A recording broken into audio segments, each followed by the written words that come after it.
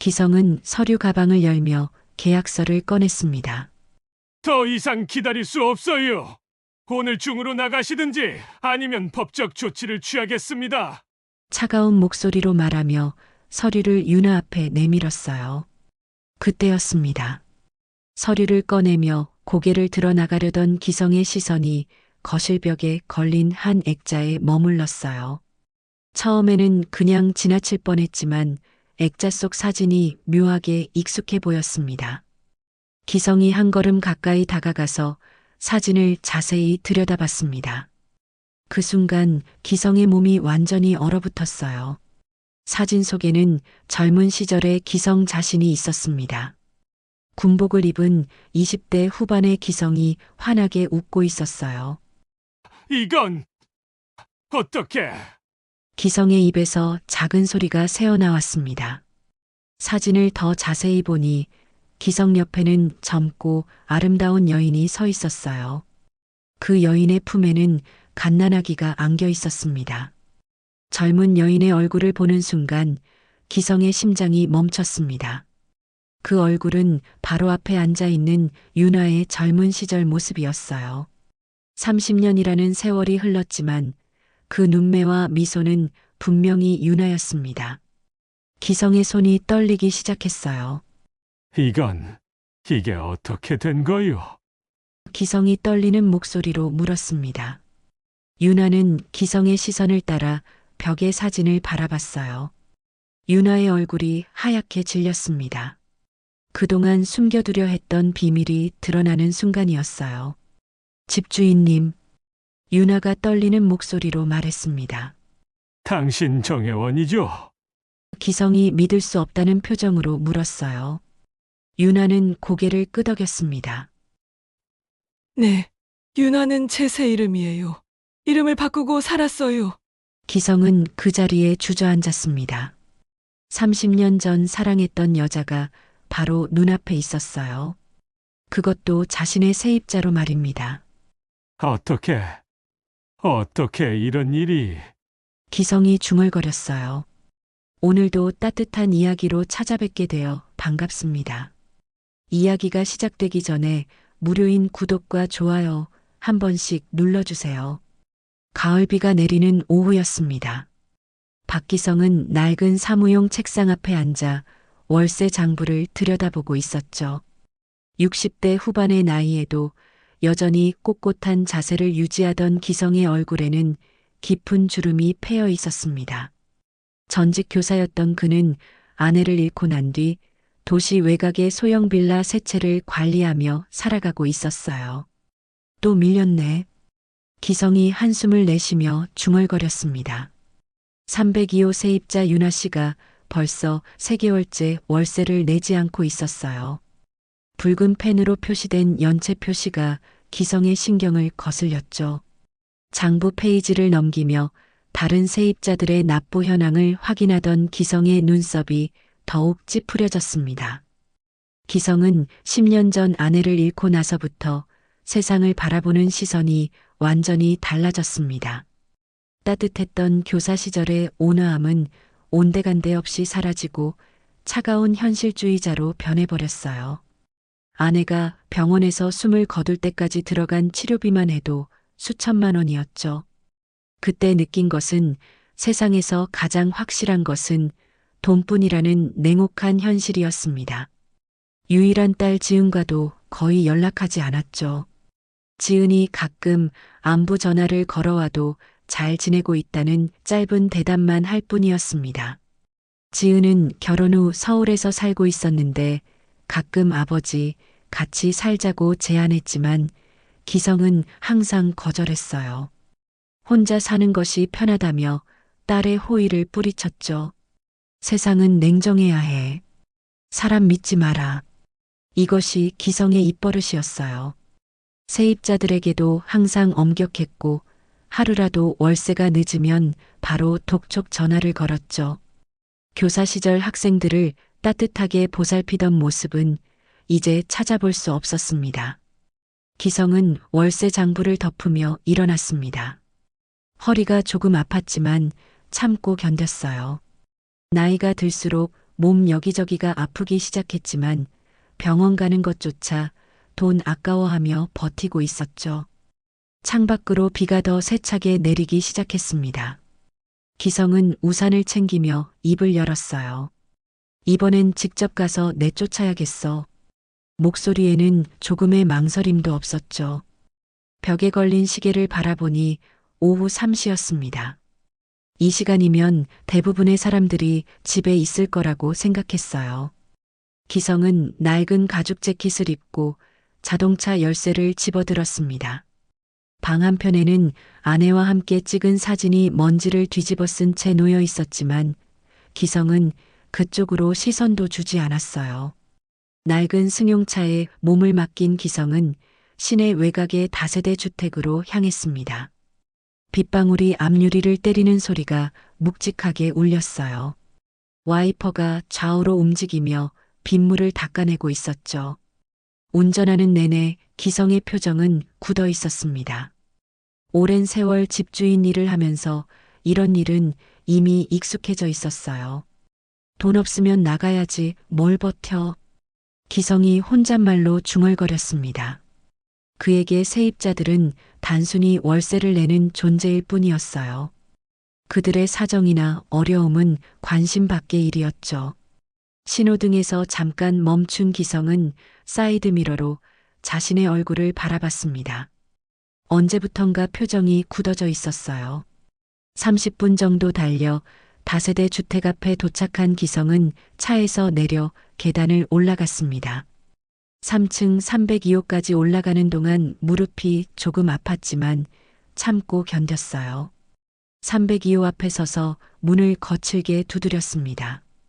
윤아 씨 계시죠? 집주인 박기성입니다. 안에서 조심스러운 발소리가 들렸습니다. 문이 천천히 열리더니 마른 몸의 여자가 나타났어요. 50대 초반으로 보이는 여자는 수척했지만 어딘지 모르게 품이 있는 인상을 풍겼죠. 깔끔하게 정리된 머리와 단정한 옷차림이 눈에 띄었습니다. 죄송합니다. 조금만 시간을 주세요. 여자의 목소리는 떨리고 있었어요. 창백한 얼굴로 고개를 숙인 모습이 보였죠. 기성은 무표정한 얼굴로 여자를 바라보며 말했습니다. 시간은 이제 끝났소. 3개월이나 기다렸는데 더 기다릴 수 없어요. 차가운 목소리가 복도에 울렸습니다. 여자의 이름은 유나였습니다. 창백한 얼굴로 고개를 숙인 유나를 보며 기성은 조금의 동정심도 느끼지 않았어요. 오히려 답답하기만 했죠. 비가 옷깃을 적시고 있었는데도 기성은 꿈쩍하지 않았습니다. 집주인님, 정말 죄송해요. 제가 지금 상황이... 유나가 떨리는 목소리로 말을 이어가려 했지만 기성은 차갑게 말을 잘랐습니다. 상황이 어쨌든 월세는 내야 하는 거 아니에요? 3개월이나 밀려 있는데 더 기다릴 수 없습니다. 기성의 목소리는 단호했어요. 빗물이 복도 바닥에 떨어지는 소리만이 정막을 깨뜨렸죠. 유나는 문을 조금 더 열며 말했습니다. 안으로 들어오세요. 밖에서 이야기하기엔. 유나의 손이 떨리고 있었어요. 기성은 시계를 보며 한숨을 쉬었습니다. 시간을 끌고 싶지 않았지만 비가 너무 세게 내리고 있었죠. 그럼 잠깐만요. 기성이 현관문을 열고 집 안으로 들어갔습니다. 신발을 벗으며 주위를 둘러보니 생각보다 깔끔하게 정리되어 있었어요. 낡았지만 정성스럽게 관리된 가구들이 눈에 들어왔습니다. 거실로 들어선 기성은 압박하기 시작했습니다. 이제 변명은 그만하고 언제까지 나갈 수 있는지 정확히 말해보세요. 기성은 소파에 앉지도 않고 서 있었어요. 유나는 맞은편에서 조심스럽게 자리를 잡았습니다. 집주인님, 사실 제가 병원에... 유나가 말을 시작하려던 순간 기성의 코끝에 어떤 향기가 스쳤습니다. 은은하고 달콤한 라일락 향이었어요. 기성의 몸이 순간적으로 경직되었습니다. 기성은 고개를 돌려 집안을 다시 살펴봤어요. 거실 한편에는 오래된 책들이 가지런히 꽂혀 있었고 벽에는 몇 장의 가족 사진이 걸려 있었습니다. 낡은 피아노 위에는 작은 화분들이 놓여 있었죠. 그런데 그 향기가 계속해서 기성의 후각을 자극했습니다. 이 향은 기성이 속으로 중얼거렸어요.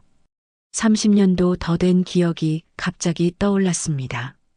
젊은 시절 사랑했던 여자 정혜원이 늘 뿌리고 다니던 향수와 똑같은 향이었어요. 라일락 향수는 당시에도 흔하지 않았는데 이렇게 똑같을 수가 있을까요? 기성의 시선이 피아노 위에 작은 향수병에 머물렀습니다. 투명한 유리병 안에 든 연한 보라색 액체가 보였어요. 정혜원이 사용하던 그 향수와 너무나 닮아 있었습니다. 기성의 심장이 빨라지기 시작했어요. 말도 안 돼. 같은 향수일 리 없잖아. 기성이 마음속으로 되뇌었습니다. 하지만 그 향기는 분명했어요. 30년 전 그 여름날 정혜원과 함께 걸었던 학교 뒷길에서 맡았던 바로 그 향이었습니다. 유나는 기성이 갑자기 말을 멈춘 것을 보고 조심스럽게 물었어요. 집주인님, 괜찮으세요? 유나의 목소리가 기성을 현실로 돌아오게 했습니다. 아, 아니에요. 계속 이야기하세요. 기성이 당황스러운 마음을 애써 감추며 말했어요. 하지만 마음은 이미 30년 전으로 돌아가 있었습니다. 젊은 교사였던 기성과 학부모였던 정혜원의 금지된 사랑이 떠올랐어요. 유나는 기성의 표정 변화를 눈치채지 못한 채 계속 이야기했습니다. 제가 몇 달 전부터 지병이 악화되어서 병원비가 많이 들어갔어요. 그래서 월세를. 유나의 목소리가 점점 작아졌습니다. 기성은 유나의 말을 들으면서도 집 안 곳곳을 살펴보고 있었어요. 책장에는 오래된 문학 전집들이 꽂혀 있었고 벽에 걸린 액자들 안에는 낡은 흑백 사진들이 들어 있었습니다. 모든 것이 정성스럽게 관리되어 있었지만 오랜 세월의 흔적을 고스란히 드러내고 있었어요. 정혜원. 기성이 무의식적으로 작은 소리로 중얼거렸습니다. 유나는 기성의 말을 듣지 못했어요. 기성은 혼란스러운 마음을 정리하려 노력했습니다. 우연의 일치일 뿐이라고 자신을 달랬어요. 하지만 그 향기는 기성의 마음 깊숙한 곳에 묻어둔 기억들을 하나씩 끄집어내고 있었습니다. 정혜원과의 첫 만남, 금지된 감정, 그리고 갑작스러운 이별까지 모든 것이 마치 어제 일처럼 생생하게 떠올랐어요. 기성은 애써 정신을 차리며 유나를 바라봤습니다. 그래서 언제까지 나갈 수 있다는 거죠? 목소리를 차갑게 유지하려 했지만 어딘지 떨림이 느껴졌어요. 유나는 깊은 한숨을 쉬며 말했습니다. 사실 정확한 날짜를 말씀드리기가 어려워요. 치료가 언제 끝날지 모르겠거든요. 유나의 손이 무의식적으로 가슴 부근을 만졌어요. 기성은 그 모습을 보며 짜증이 났습니다. 그럼 치료비가 얼마나 드는데요? 월세 3개월 치면 300만 원인데 그것도 못 내면서 치료는 무슨 치료요? 기성의 목소리가 점점 거칠어졌어요. 하지만 여전히 그 라일락 향이 기성의 마음을 어지럽히고 있었습니다. 기성은 서류 가방을 열며 계약서를 꺼냈습니다. 더 이상 기다릴 수 없어요. 오늘 중으로 나가시든지 아니면 법적 조치를 취하겠습니다. 차가운 목소리로 말하며 서류를 유나 앞에 내밀었어요. 그때였습니다. 서류를 꺼내며 고개를 들어 나가려던 기성의 시선이 거실벽에 걸린 한 액자에 머물렀어요. 처음에는 그냥 지나칠 뻔했지만 액자 속 사진이 묘하게 익숙해 보였습니다. 기성이 한 걸음 가까이 다가가서 사진을 자세히 들여다봤습니다. 그 순간 기성의 몸이 완전히 얼어붙었어요. 사진 속에는 젊은 시절의 기성 자신이 있었습니다. 군복을 입은 20대 후반의 기성이 환하게 웃고 있었어요. 이건 어떻게... 기성의 입에서 작은 소리가 새어나왔습니다. 사진을 더 자세히 보니 기성 옆에는 젊고 아름다운 여인이 서 있었어요. 그 여인의 품에는 갓난아기가 안겨 있었습니다. 젊은 여인의 얼굴을 보는 순간 기성의 심장이 멈췄습니다. 그 얼굴은 바로 앞에 앉아 있는 윤아의 젊은 시절 모습이었어요. 30년이라는 세월이 흘렀지만 그 눈매와 미소는 분명히 윤아였습니다.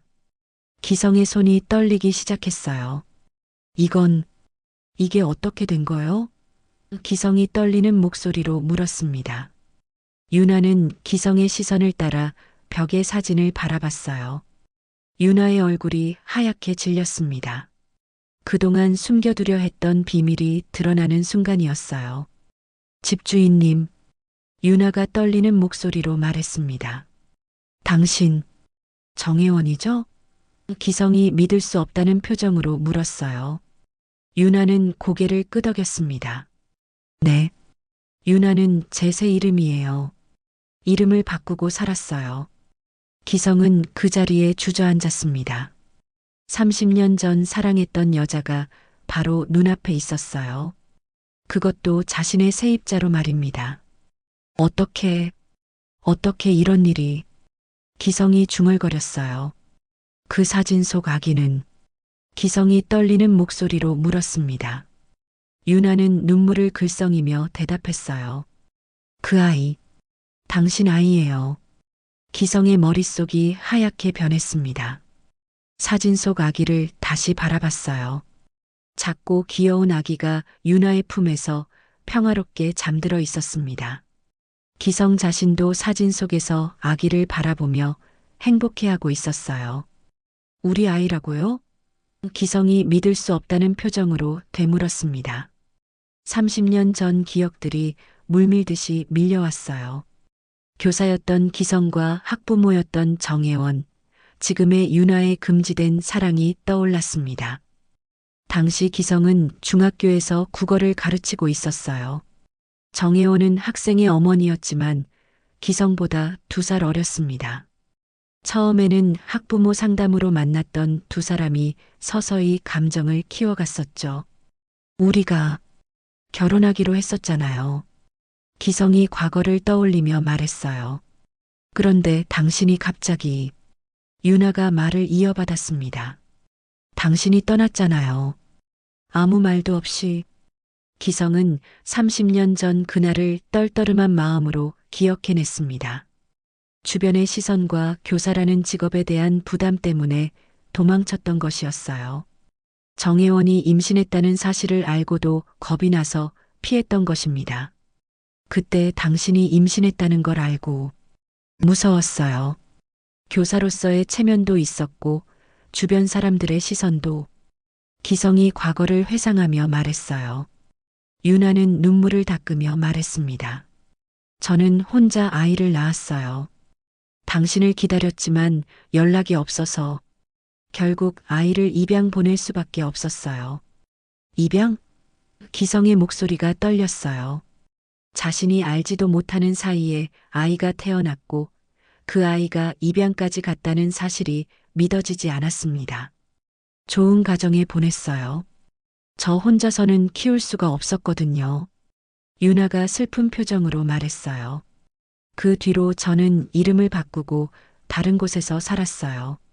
기성은 사진을 다시 바라봤습니다. 행복해 보이는 젊은 자신과 정혜원, 그리고 귀여운 아기. 모든 것이 꿈만 같았지만 현실이었어요. 기성은 그날 밤 집에 돌아와서도 잠을 이루지 못했습니다. 침대에 누워 천장을 바라보며 윤아와의 만남이 계속 머릿속을 맴돌았어요. 30년 만에 다시 만난 첫사랑, 그리고 자신이 전혀 몰랐던 아이의 존재까지. 모든 것이 충격적이었습니다. 어떻게 이런 일이. 기성이 침대에서 몸을 뒤척이며 중얼거렸어요. 창밖으로는 여전히 비가 내리고 있었고 빗소리가 기성의 복잡한 마음을 더욱 어지럽혔습니다. 기성은 과거의 선택들을 하나씩 떠올려 봤어요. 30년 전 젊은 교사였던 자신이 왜 그런 선택을 했는지 다시 생각해 봤습니다. 당시 기성은 갓 발령받은 신참 교사였어요. 학교에서의 평판도 중요했고 동료 교사들의 시선도 신경 쓰였습니다. 정혜원은 기성이 담임을 맡은 학급 학생의 어머니였어요. 처음 학부모 상담에서 만났을 때부터 뭔가 특별한 느낌이 있었습니다. 정혜원은 남편을 일찍 여의고 혼자서 아이를 키우고 있었죠.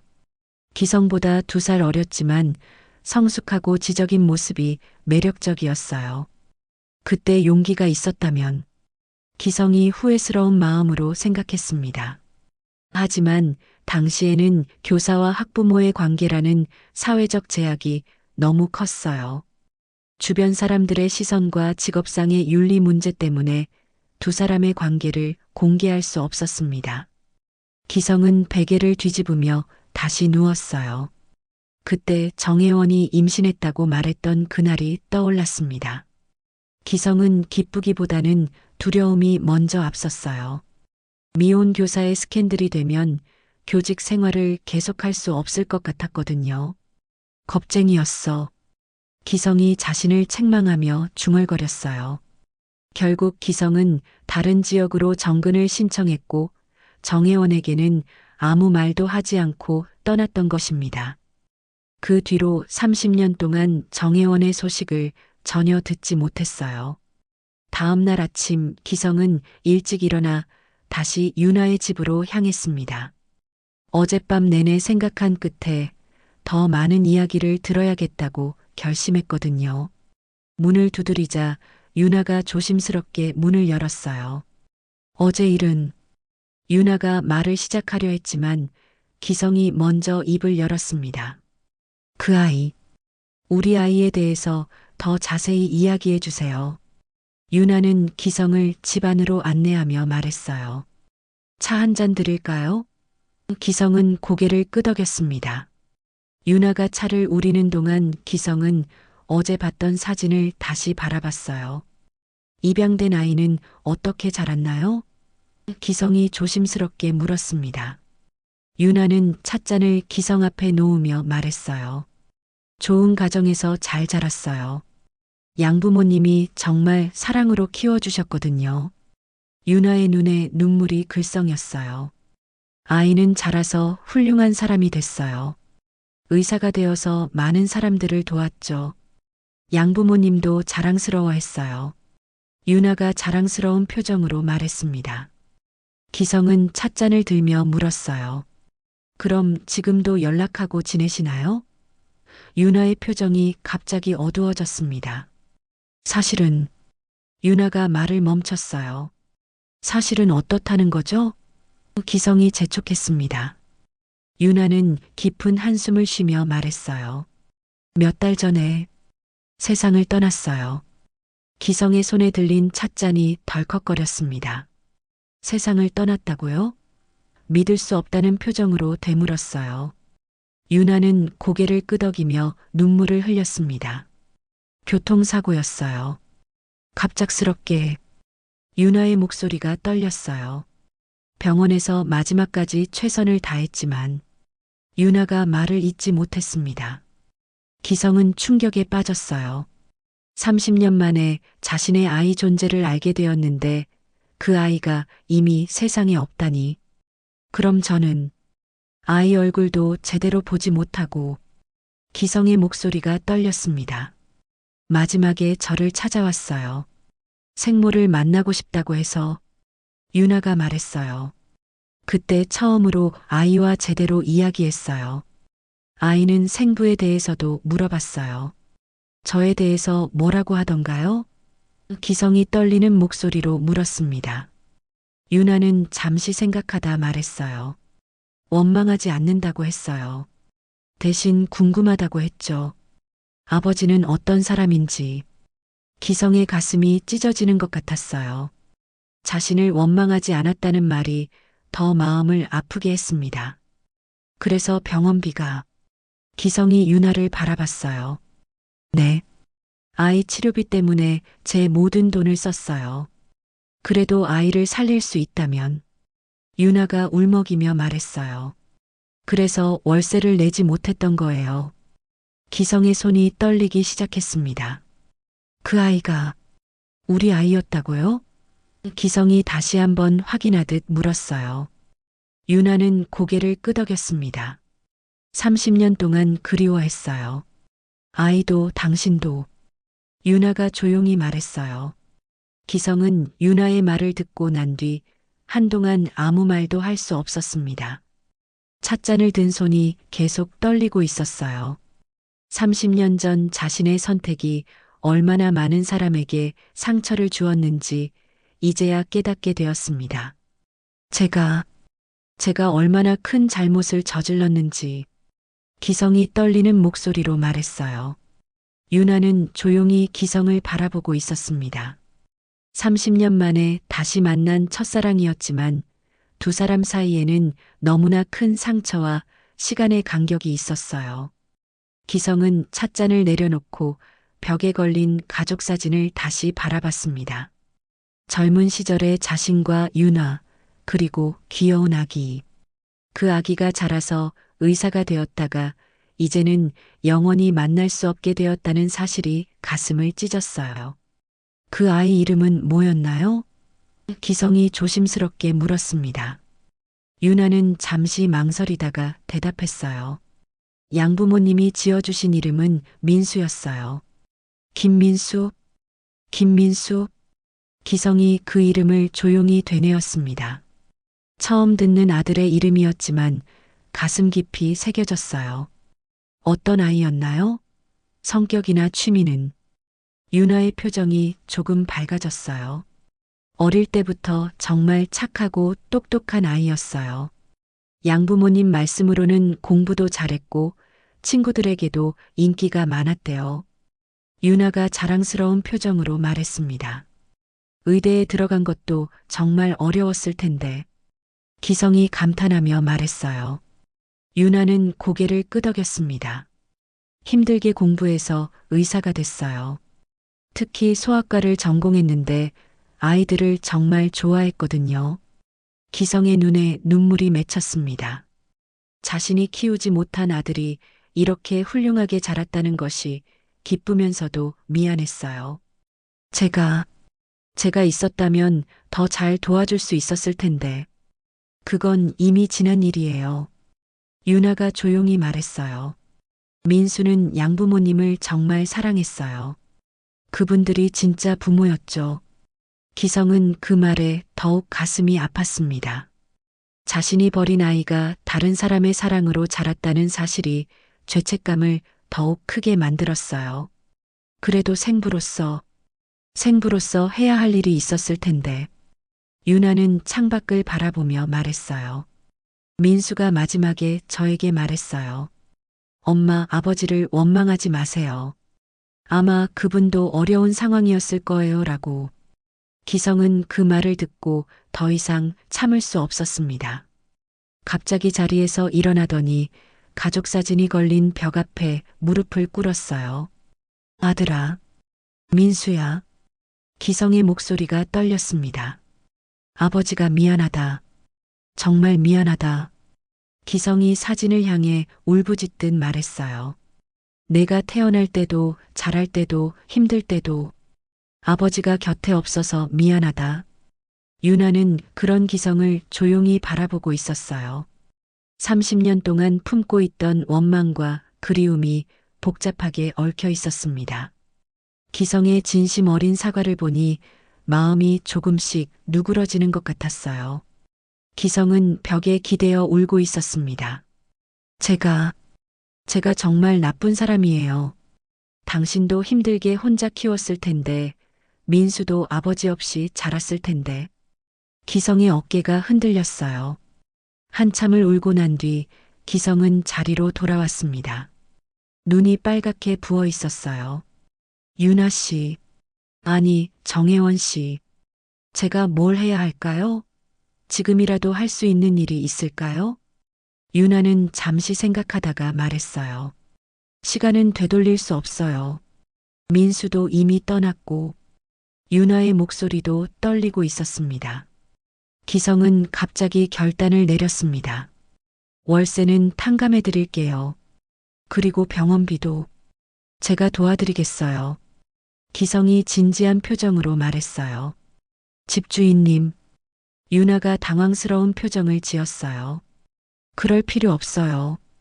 제가 감당해야 할 일이에요. 아니에요. 기성이 강하게 말했어요. 민수 치료비 때문에 힘드셨다면서요.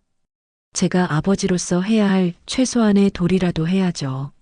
하지만 유나는 조용히 고개를 저었습니다. 고마운 마음은 알겠지만 받을 수 없어요. 유나의 목소리에는 단호함이 있었어요. 왜요? 제가 잘못한 일에 대한 보상이라도. 기성이 이해할 수 없다는 표정으로 말했어요. 유나는 기성을 똑바로 바라보며 말했어요. 돈으로 해결할 수 없는 게 있어요. 30년 전에 당신이 저와 민수를 버렸을 때 그때 필요했던 건 돈이 아니었어요. 기성은 유나의 말에 말문이 막혔습니다. 그럼 제가 어떻게 해야 하나요? 기성이 절망적인 표정으로 물었어요. 당신은 이미 그때 나갔어야 할 사람이었어요. 유나가 슬픈 표정으로 말했어요. 지금 와서 미안하다고 해도 민수는 돌아오지 않아요. 기성은 그 말에 완전히 무너졌습니다. 자신의 잘못을 인정하고 싶었지만 그 잘못이 너무 커서 어떤 방법으로도 만회할 수 없다는 것을 깨달았어요. 그럼 저는 어떻게 살아야 하나요? 기성이 힘없는 목소리로 물었어요. 기성과 유나의 만남은 그날 이후 며칠 더 계속되었습니다. 기성은 매일 유나의 집을 찾아가서 과거 이야기를 나누었어요. 두 사람은 30년 전의 추억을 하나씩 꺼내놓으며 서로의 상처를 확인했습니다. 유나의 건강은 생각보다 심각했어요. 오랜 투병 생활로 몸이 많이 약해져 있었습니다. 기성은 유나가 기침을 할 때마다 가슴이 아팠어요. 자신이 30년 전에 함께 있었다면 유나가 이렇게 혼자 고생하지 않았을 텐데 하는 후회가 밀려왔습니다. 병원에는 계속 다니고 계시죠? 기성이 걱정스러운 표정으로 물었어요. 유나는 고개를 저으며 말했습니다. 이제 치료해봐야 소용없어요. 의사 선생님도 시간이 얼마 남지 않았다고 하시더라고요. 기성은 그 말을 듣고 충격을 받았습니다. 그럼 다른 병원에서 기성이 말하려 했지만 유나가 손을 흔들며 말했어요. 이미 여러 병원을 다녀봤어요. 민수가 살아있을 때도 최선을 다해서 치료받았고요. 유나는 차를 우리며 계속 말했습니다. 민수가 의사여서 좋은 병원도 많이 소개해줬어요. 하지만 이미 늦었더라고요. 유나의 목소리에는 체념이 깃들어 있었어요. 기성은 유나의 말을 들으며 가슴이 찢어지는 것 같았습니다. 30년 만에 다시 만난 첫사랑이 자신을 떠나려 한다는 사실을 받아들이기 어려웠어요. 그럼 제가 뭘 할 수 있을까요? 아무것도 하실 필요 없어요. 유나가 미소를 지으며 말했어요. 대신 한 가지 부탁이 있어요. 유나가 방으로 들어가서 작은 상자 하나를 가져왔습니다. 상자 안에는 오래된 사진들과 편지들이 들어 있었어요. 이것들은 민수와 관련된 것들이에요. 민수가 어렸을 때 사진, 양부모님이 보내주신 편지들. 유나가 사진들을 하나씩 꺼내며 보여줬습니다. 기성은 아들의 어린 시절 사진들을 보며 눈물을 흘렸어요. 돌잔치 사진, 초등학교 입학식 사진, 의대 입학 축하 사진까지 자신이 함께하지 못한 민수의 모든 순간들이 그 안에 담겨 있었습니다. 정말 잘생겼네요. 기성이 떨리는 목소리로 말했어요. 저와 닮았나요? 유나는 고개를 끄덕였습니다. 눈썹이 특히 당신과 똑같아요. 성격도 당신처럼 꼼꼼하고 책임감이 강했어요. 기성은 사진을 보며 자신이 놓친 시간들을 아쉬워했습니다. 제가 곁에 있었다면. 기성이 중얼거렸지만 유나가 말을 잘랐어요. 이미 지난 일이에요. 민수는 행복하게 자랐어요. 며칠 뒤 기성이 유나의 집을 찾았을 때 아무도 대답하지 않았습니다. 이상하다고 생각한 기성은 관리사무소에 문의했어요. 관리사무소에서는 유나가 하루 전 병원으로 응급실송되었다고 알려줬습니다. 기성은 급하게 병원으로 달려갔지만 이미 너무 늦었어요. 유나는 그날 새벽 조용히 숨을 거뒀습니다. 담당 의사는 지병이 급속히 악화되어 손 쓸 틈이 없었다고 설명했어요. 기성은 유나의 임종을 지키지 못한 것이 너무 안타까웠습니다.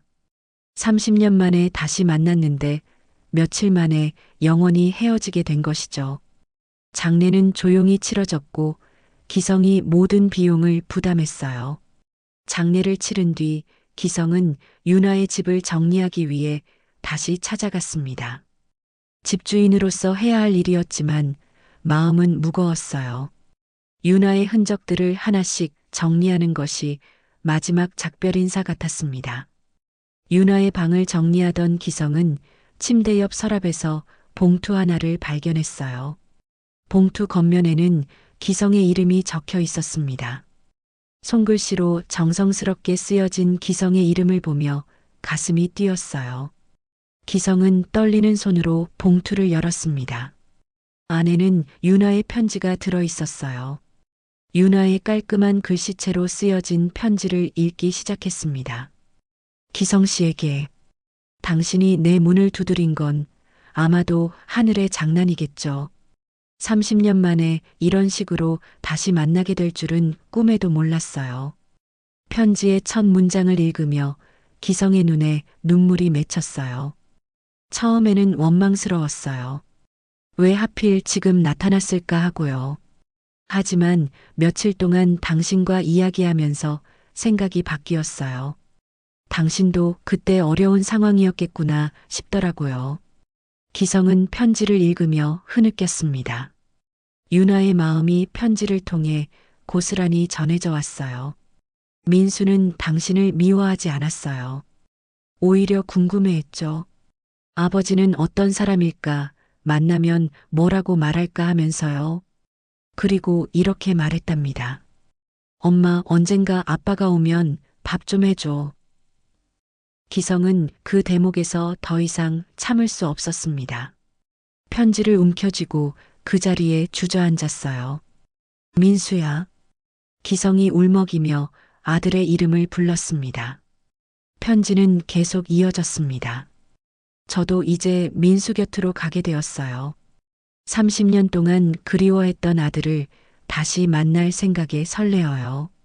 당신은 건강하게 오래 사시길 바라요. 그리고 가끔은 저희 모자를 생각해 주세요.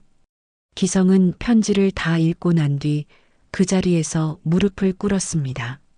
정혜원 씨, 유나 씨, 정말 미안해요. 기성이 편지를 가슴에 안으며 울부짖었어요. 민수야, 아빠가 정말 미안하다. 이제야 기성은 진심으로 용서를 구하고 있었습니다. 너무 늦었지만 그래도 마음속 깊이 사과의 말을 전하고 있었어요. 유나의 장례를 치른 지 일주일이 지났습니다. 기성은 매일 유나의 집에 가서 조금씩 정리 작업을 하고 있었어요. 다른 세입자를 구하기 위해서였지만 사실은 유나의 흔적을 지우기가 아까웠기 때문이었습니다. 오늘도 기성은 이른 아침에 유나의 집을 찾았어요. 문을 열고 들어서니 여전히 그 라일락 향이 은은하게 남아 있었습니다. 기성은 잠시 그 자리에 서서 유나가 차를 끓여주던 모습을 떠올렸어요. 정말 며칠 만에 돌아가실 줄은 몰랐는데 기성이 혼잣말로 중얼거리며 부엌으로 향했습니다. 부엌에는 유나가 사용하던 그릇들과 조리도구들이 그대로 남아 있었어요. 기성은 하나씩 정리하며 박스에 넣기 시작했습니다. 유나가 아껴 쓰던 찻잔, 작은 냄비, 도마까지 모든 것이 유나의 정성과 삶의 흔적을 담고 있었어요. 정리하면서도 마음 한편이 아려왔습니다. 그때 기성의 눈에 낡은 도시락통이 들어왔어요. 부엌 한편 선반 위에 놓여 있던 작은 알루미늄 도시락통이었습니다. 크기는 작았지만 오랜 사용으로 인해 겉면이 많이 닳아 있었어요. 기성은 도시락통을 들어보았습니다. 의외로 무게가 있었어요. 뚜껑을 열어보니 안에 무언가 들어 있었습니다. 작은 종이 쪽지들이 접혀서 들어 있었어요. 이게 뭐지? 기성이 궁금해하며 종이 쪽지 하나를 펼쳐봤습니다. 윤아의 글씨로 쓰여진 짧은 메모였어요. 민수야, 오늘도 건강하게 지내렴. 엄마가 항상 내 곁에 있어. 기성은 다른 쪽지들도 하나씩 펼쳐봤어요. 모두 민수에게 쓴 메시지들이었습니다. 의사 선생님이 되어 많은 사람들을 도와주렴. 엄마는 내가 자랑스럽단다. 아프지 말고 건강하게 살아. 윤아가 평생 민수를 그리워하며 써놓은 메시지들이었어요. 입양 보낸 아들을 만날 수 없어서 이렇게라도 마음을 달랬던 것 같았습니다. 기성의 가슴이 먹먹해졌어요. 쪽지들을 계속 읽어보니 최근에 쓴 것들도 있었습니다. 민수야, 엄마가 곧 내 곁으로 갈게. 하늘나라에서는 우리가 함께 밥 먹을 수 있겠지? 같은 내용들이었어요. 그리고 도시락통 맨 밑에서 기성은 특별한 메모 하나를 발견했습니다. 다른 쪽지들보다 조금 더 큰 종이에 정성스럽게 쓰여진 글이었어요. 다음 생에는 우리가 같은 집에서 밥 먹을 수 있길. 기성은 그 메모를 읽고 눈물이 쏟아졌습니다. 윤아의 간절한 바람이 고스란히 느껴졌어요. 30년 동안 떨어져 살았던 아들과 그리고 자신과도 다음 생에서는 함께하고 싶다는 마음이었습니다. 윤아 씨. 기성이 메모를 가슴에 안으며 흐느꼈어요. 저도 그러고 싶어요. 기성은 도시락통을 들고 한참을 앉아 있었습니다. 윤아가 얼마나 외롭게 살았을지, 얼마나 민수를 그리워했을지 생각하니 가슴이 찢어지는 것 같았어요. 그때 갑자기 기성의 머릿속에 한 가지 생각이 떠올랐습니다. 윤아가 항상 혼자서만 밥을 먹었을 텐데 마지막에는 누군가와 함께 밥을 나누고 싶지 않았을까 하는 생각이었어요. 기성은 자리에서 일어나 부엌을 다시 살펴봤습니다. 냉장고 안에는 몇 가지 재료들이 남아 있었어요. 달걀, 김치, 밥도 조금 있었습니다. 기성은 도시락통을 깨끗이 씻고 간단한 밥을 지어 넣기 시작했어요. 윤아 씨가 좋아하던 음식이 뭐였을까? 기성이 생각하며 달걀을 풀었습니다. 30년 전 정혜원이 해주던 달걀말이가 떠올랐어요. 달콤하면서도 부드러운 맛이었습니다.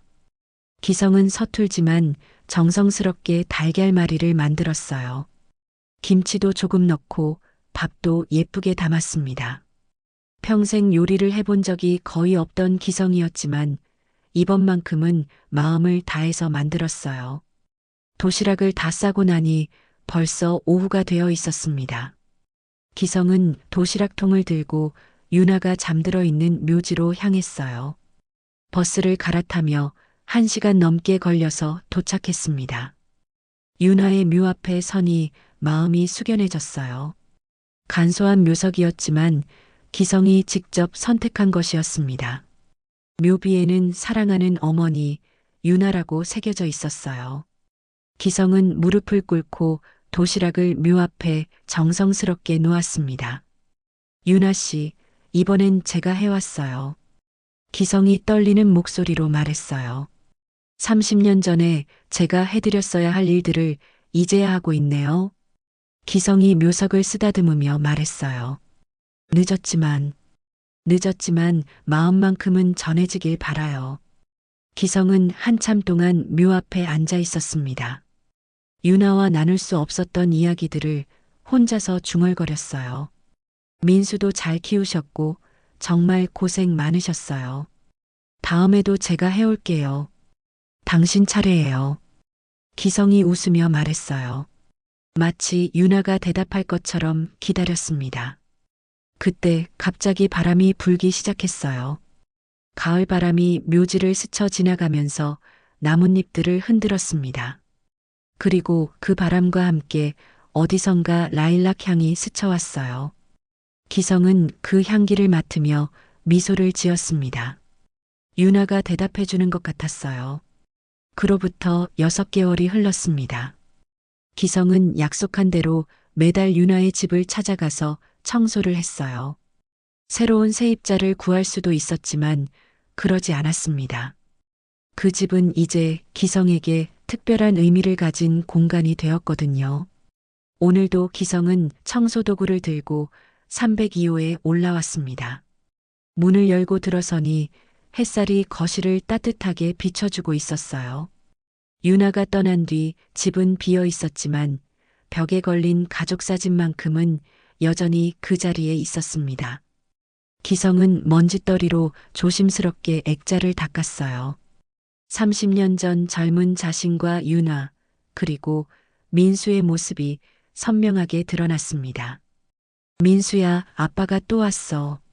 기성이 사진을 향해 작은 소리로 말했어요. 예전 같으면 이런 일은 상상도 할 수 없었습니다. 돈이 되지 않는 일에 시간을 쓴다는 것 자체가 기성에게는 비효율적인 행동이었거든요. 하지만 이제 기성의 마음은 완전히 달라져 있었어요. 기성은 걸레로 바닥을 닦으며 지난 6개월을 돌이켜봤습니다.